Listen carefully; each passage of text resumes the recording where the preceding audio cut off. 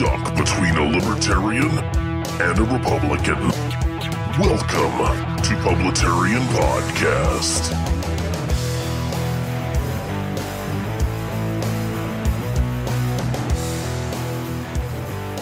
Good morning, good afternoon, and good evening, everybody. This is Ronald Johnson, Publitarian, coming at you again with another episode of Publitarian Podcast, and we are up to episode number 78.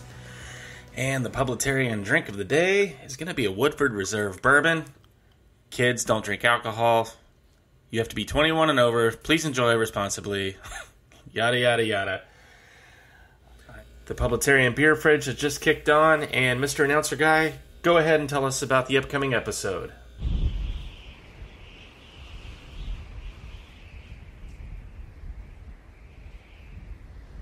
It's a dark time. With prosperity on the rise, record low, black and minority unemployment, stock markets at an all-time high, consumer confidence at an all-time high, federal prison reform, being respected again on the world stage. All of these horrors of liberty, freedom, and the Constitution are being visited down upon us. We need a revolution. We need a hero.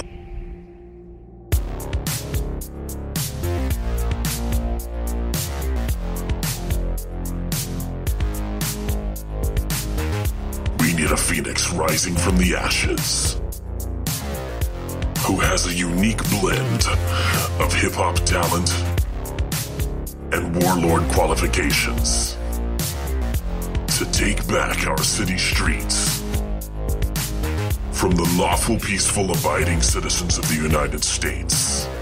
We need Raz from Chaz.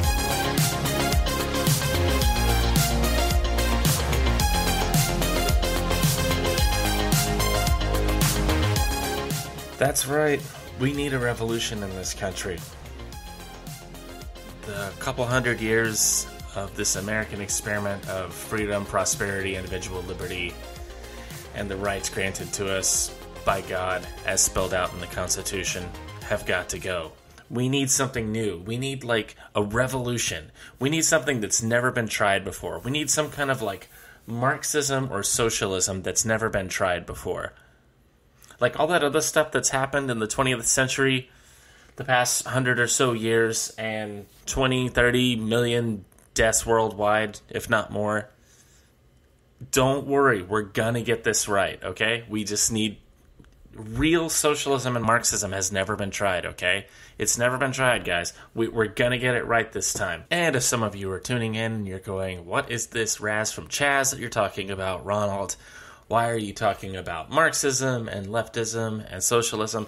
Oh, don't you worry. Just buckle your seatbelts. I've got this. All right, so let's parse this. Even though I consider my podcast a benevolent dictatorship, I did put a poll on Instagram that you guys should vote for what you wanted to hear Publitarian talk about on the next podcast. I had this whole show prepared for China and talking about communist China and the horrors they visited upon the world over the past 100 years or so. And much to my chagrin, you all voted for Chaz, what's going on in Seattle. So here we go. So if you guys don't know about Chaz from Seattle, no, it's not the douchey blonde swim guy from 80s movies that was a bully and that you couldn't get away from. Not this Chaz. Chaz stands for Capitol Hill Autonomous Zone. Get in the zone. Autonomous Zone. Okay, so the Capitol Hill Autonomous Zone, Chaz, or the Zone, also known as Free Capitol Hill, is a self-declared autonomous zone in the Capitol Hill neighborhood of Seattle, Washington. The zone, covering approximately 6 city blocks, was established on June 8, 2020, after Capitol Hill's East Precinct building was abandoned by the Seattle Police Department. Local governance in the zones decentralized with the goal of creating a neighborhood without police. Purported demands associated with the zone include rent control, degentrification, police abolition or defunding, funding of community health, and dropping of legal charges against protesters. Reactions to the zone have varied through the political spectrum. Left-wing and alternative publications, The Industrial Worker and The Stranger, have reacted positively to the commune. President Donald Trump called for the governor of Washington and the mayor of Seattle to take back the zone, quote unquote, while Senator Ted Cruz said the situation was, quote, endangering people's lives. Mayor Jenny Durkin said on June 11th that we have 4 blocks in Seattle that is more like a block party atmosphere. It's not an armed takeover. It's not a military coup.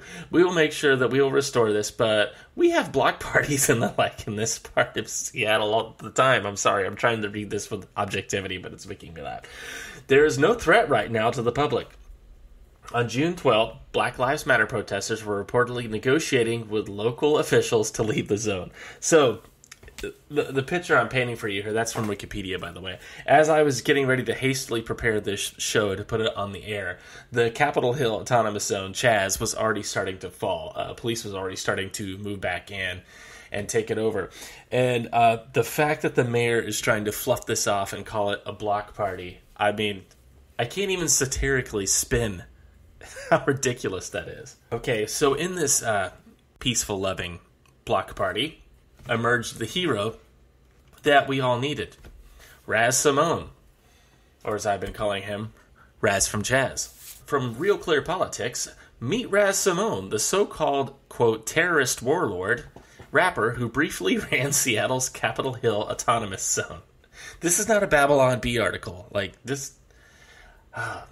I'm trying not to break the fourth wall of comedy and tell you how stuff is ridiculous. The things that I'm saying are ridiculous, but I'm kind of finding it hard to do. But anyway, from the piece here, Raz Simone, a local rapper, has apparently taken a leading role in declaring a several block area of a residential Seattle neighborhood to be an independent revolutionary state called the Capitol Hill Autonomous Zone, the Chaz.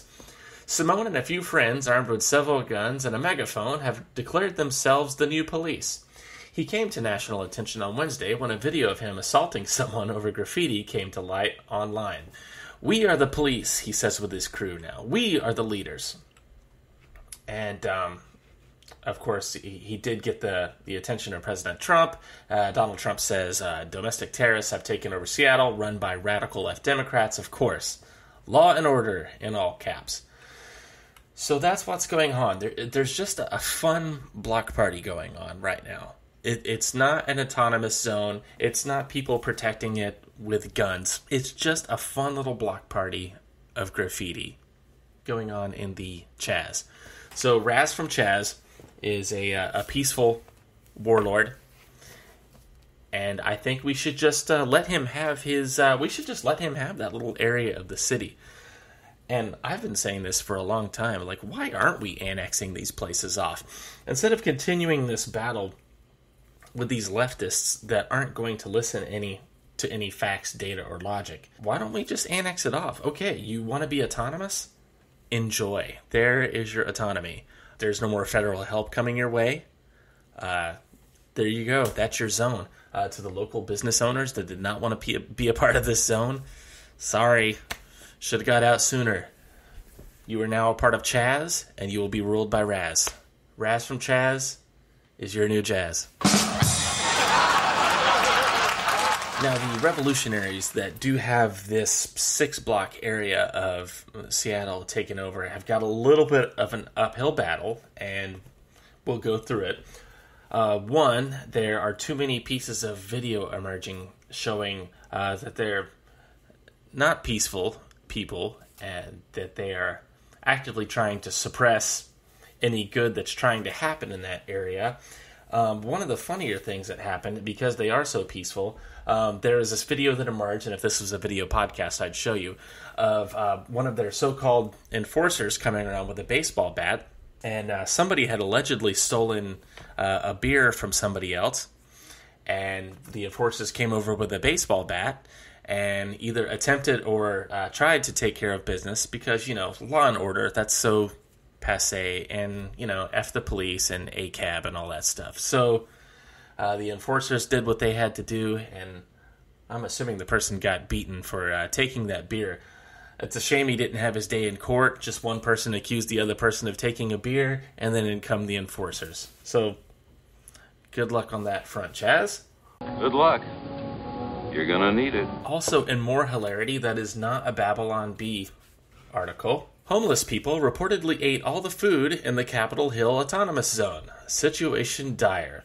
Congratulations, you played yourself. The now protected account of Anarchomastia, a Seattle-based anarchist currently located in the Capitol Hill Autonomous Zone, tweeted earlier this morning that homeless people, quote, took away all the food, end quote, and they are desperate for supplies to keep the area operational.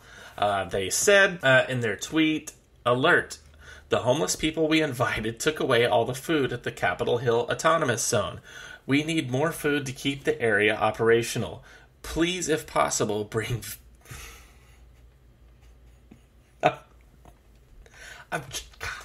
I'm trying to do this straight. Okay, I'm sorry. Please, if possible, bring vegan meat substitutes, fruits, oats, soy products, etc., anything to help us eat. Hilariously, Stephen Miller tweeted back, wealth redistributed. Oh, snap, you're like, oh. According to Twitchy, they did have plenty of food earlier, but collectivist utopias aren't easy to sustain. And there's plenty of tweets from the left saying, no, this is just a fun party. We're having a good time. Oh, and what a great time it is. And then there's just like tweet after tweet, video of what's really going on in that zone. Also, hilariously, there are people just that had, let's say, reappropriated some topsoil and just dumped that onto the ground and shoved some seeds into the topsoil, didn't dig any holes or anything, and they're hoping to grow some food there in that little piece of dirt. I saw a tweet about that as well. I was going to quote that to you, and now I can't find the tweet. The person may have deleted it. Oh, boy. Anyway, so Raz From Chaz is the hero we need for this day to liberate us and free us from this free market capitalist society that we've been enjoying for a while. So, anyway, Godspeed, Raz From Chaz. Oh, boy. So, what else is going on? It's amazing that whenever the left does anything, they're described in the news, this is from USA Today, as peaceful protesters. You could literally have video of the contrary, of them, like, kicking and killing a white man and beating him to death. Or, hilariously, like happened in MSNBC clip, a building fully engulfed in flames while people screaming in the background, and the reporter going, oh, this is mostly peaceful here. It's just, like... It's just a separate reality. And all joking aside, I don't know what we're heading towards. I don't know if we're heading to towards some kind of soft coup where there just can't be a conversation anymore between left and right. I don't know if we're moving into, like I said, annexing areas where you've literally got blue areas and red areas. I just don't know. But the fact that this autonomous city lasted for 2 days is telling. When did it start? The 8th? Where are we at? The 12th? Okay, all right. I'm selling them short. So they've lasted a little bit longer than I thought. Also, more irony. Seattle's Chaz opposes border walls and guns. What's the first thing they do after their autonomous zone is established? They literally put a wall up, you guys. You can't make this up. I mean, comedy's not even this good. That's why truth is always the best humor. So they have people with guns protecting this autonomous zone, and now there have been makeshift walls erected. Bruh, walls don't work. Walls are medieval. Walls are an old technology. Only racists want walls. What are you guys trying to say about yourselves? Also, in more Chaz news, a Seattle police chief, let's see, this is from a local affiliate in Seattle, KIRO. Seattle police chief says police response time has tripled. quote, rapes, robberies, and all sorts of violent acts have been occurring in the area, and we're not able to get to. Yeah, no kidding. It's amazing how that happens. So that's what's happening in Chaz. Now, hopefully Raz from Chaz will be able to police this area with his enforcers and either give them some peaceful hip-hop lyrics or distribute some soy vegan products to them to get them back in line, or beat them with a baseball bat. Any one of those things, I'm sure, will work, or if not a combination of those things. So that's what's going on with Raz from Chaz and all that jazz. Another hilarity. Let's shift gears. Let's move on to some other news, and then maybe I'll circle back to the Seattle Autonomous Zone, if it's still standing. Like last I heard, one of the unconfirmed reports that I'm still trying to find and I can't find, because you guys consider me a source, so I'm trying to make sure I parse these before I give them out. But last I saw, the police were already taking the area back, and then it's already going down the tubes. But I'll try and confirm that by the time the podcast is done. Things are happening so fast. The communist utopia of Chaz is falling apart so fast that it's hard for me to keep reporting on it. Anyway, in other news, believe it or not, Joe Biden is still the Democratic pick for president. I know most of you have seen the video clip by now where he's just babbling incoherently at this live that he's doing with his stupid mask hanging off of one side of his face, just like dangling participle on one side of his face, and he turns his head and his mask swings in the breeze while he's sitting there going with I don't know, while he's looking down at notes. Like, this is your guy. So honestly, this is no joke. I do feel bad for him. I think his handlers, his wife, his family need to get him out of there. I don't know who else they would put up in his place, but seriously, it's just, it can't be good for the guy. I know they're trying to do what I would call the Mondale thing and just give him his time on the sun, give him his shot. He paid his dues, about 40 years worth. Give him his shot and let him lose gracefully and let the chips fall. But, I mean, yeah. So anyway, so that's what's happening with Biden. He's still in the race. Oh, man. In jobless news, this is some good news from David A. Nicholas. 1.55 million Americans applied for unemployment last week. This is down from the 1.87 million claims the prior week, and the March record 6.87 million claims in March. So it looks like things are probably back on the upswing in the jobs market. I know the stock market has been topping again. The left will probably try and keep pushing either the coronavirus thing or keeping the fire stoked on the riots and protests, any kind of division, so people won't get out and vote, because I don't think they want to see the reality that's coming in November. Again, I don't want to call a race before it happens, but usually, without me being like a political pundit, usually once you throw everything aside, people, Americans, Democrats, liberals, conservatives, whatever, usually vote for their wallet, and if things are good, they usually don't change whatever captain is piloting the ship. That's just from a historical perspective. So I think Trump has a serious shot of staying in there. Having said that, obviously you need to keep encouraging your friends to vote. Well, if they're going to vote for Trump anyway. If they're going to vote for Biden, I would, discourage them to vote. Oh, man. Anyway, but I think we're getting ready to pass the point, or I'm sure we've already passed the point where we can have any, rational conversation with people on the left side of the aisle anymore. It's starting to become more and more, and you see this prevalent in cancel culture, and just the way people are gone after on the internet, on Twitter, yada yada, where if you don't have the certain groupthink that you need, that you start to get ostracized from society. And like I said, I don't know where that's heading. I mean, I know how I'm going to vote, I know what my opinions are, and I know that I'm not going to be silent about what I feel strongly about, and we'll just let the chips fall. Now that I had some fun with Chaz and Raz, I don't want any one of my listeners to think that I'm glossing over police brutality or really like reforms that we need to make. But this is the trap. This is the trap of leftism. They will take a real problem, and maybe it's a small problem, maybe it's a big problem, maybe it's even just a perceived narrative of a problem, and they will just throw gasoline on it to where classes and races and just different people are at each other's throats. This is a classic technique of Marxism.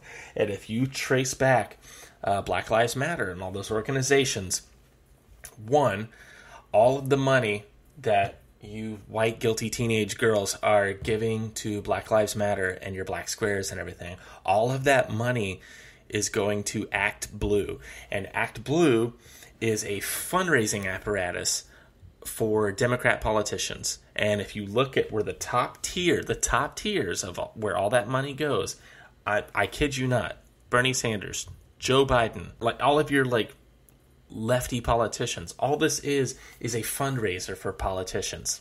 And the two women that started Black Lives Matter are literally in a photo with Maduro from Venezuela.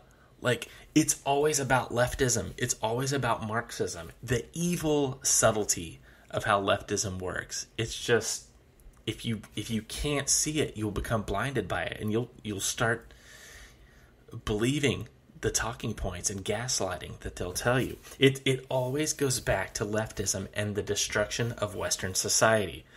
You know how I know that? These Black Lives Matter people, if Black lives really matter to them, they would look inwardly on what's happening with black-on-black crime.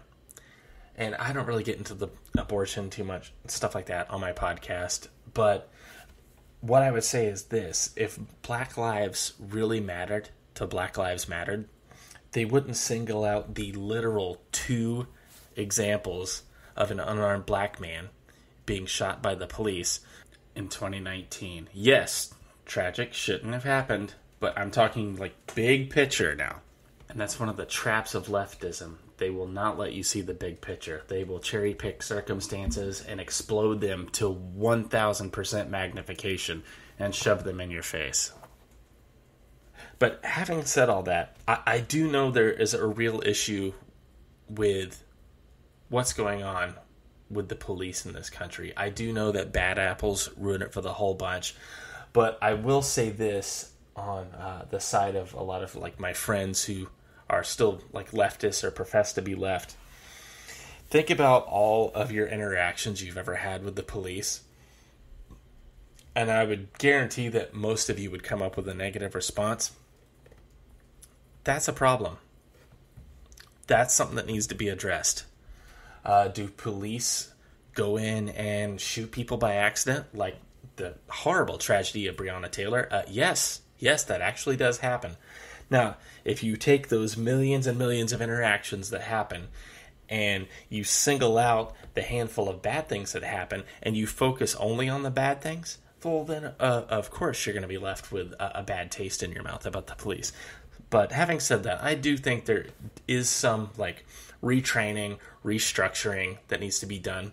For one thing, this harkens back to my podcast on the admin state.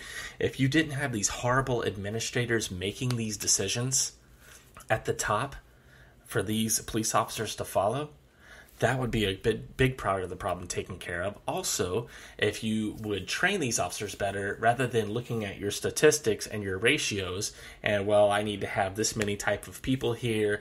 If we're having an officer shortage, I just need to push through all these officers, whether they're trained or not. And that's not doing a good service either, because you could be putting a loose cannon out there on the police force.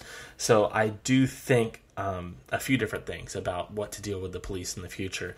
I think abolishing the police force is kind of a ridiculous thing. Like them or not, they are what stands between you and the bad guys. Even if some of them are bad guys, if there's no cop there, it's just you and the bad guys. Where if you want to go back to the freaking 1800s and everybody carries a shotgun around, okay, but then you're really going to see people getting killed for nothing. So I do think the police forces are necessary, but I also think a retraining and psych evaluations, and a restructuring is in order.